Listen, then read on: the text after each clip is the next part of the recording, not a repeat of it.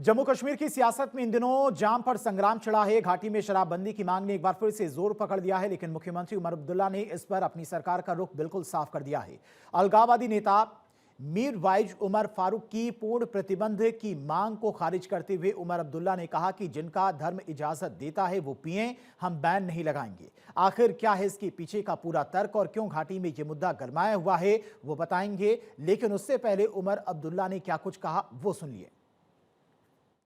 ये दुकान जो है ये उन लोगों के लिए है जिनका मजहब उन्हें शराब पीने की इजाज़त देती है। एक दूसरा, जम्मू कश्मीर में अभी तक किसी हुकूमत ने इन दुकानों पर पाबंदी नहीं लगाई। इसका मतलब ये नहीं है कि हम चाहते हैं कि और ज़्यादा ये इस्तेमाल हो, सिर्फ ये कि जिन लोगों को मजहब का मतलब शराब इस्तेमाल या पीने की इजाज़त है वो करें।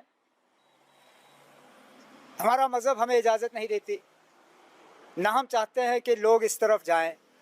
इसलिए हमारी हुकूमत से दो तीन चीज़ें हुई। एक तो हमने कोई नया दुकान नहीं खोला, दूसरा मुकम्मल हमारी कोशिश रही कि कोई दुकान ऐसी जगह ना हो जहां हमारे नौजवान जो हैं कोई गलत रास्ता अपनाने की कोशिश करें। जम्मू कश्मीर में नशाखोरी और शराब को लेकर बहस पुरानी है, लेकिन इस बार चिंगारी अलगाववादी नेता मीरवाइज उमर फारूक के बयान से भड़की है। मीरवाइज ने जुमे की नमाज के बाद सरकार से मांग की थी कि अगर आप नशे के खिलाफ लड़ रहे हैं तो शराब को बढ़ावा देना बंद करें और पूर्ण प्रतिबंध लगाएं।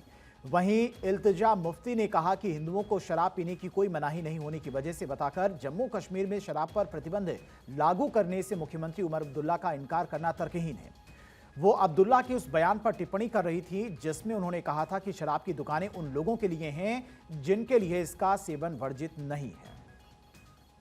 उमर साहब ने कहा कि मैं थोड़ी ना जबरदस्ती जाके, हम थोड़ी ना किसी को बोल रहे हैं कि आप अल्कोहल कंज्यूम करिए।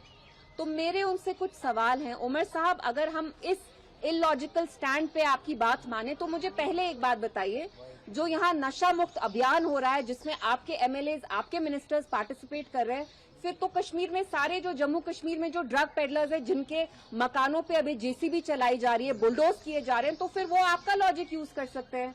वो कह सकते हैं कि नौजवानों की मर्जी है वो ड्रग्स कंज्यूम करें कि नहीं, हम थोड़ी ना जबरदस्ती कर रहे हैं।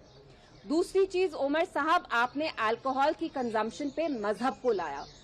आपने ये कहा कि जम्मू कश्मीर में बहुत सारे हिंदूज हैं, नॉन मुस्लिम्स हैं, जिनका रिलीजन उनको अल्कोहल कंज्यूम करने से प्रोहिबिट नहीं करता। सबसे पहले ये गलत चीज है, क्योंकि किसी का भी दीन, किसी का भी मजहब किसी भी तरह के नशे को प्रमोट नहीं करेगा।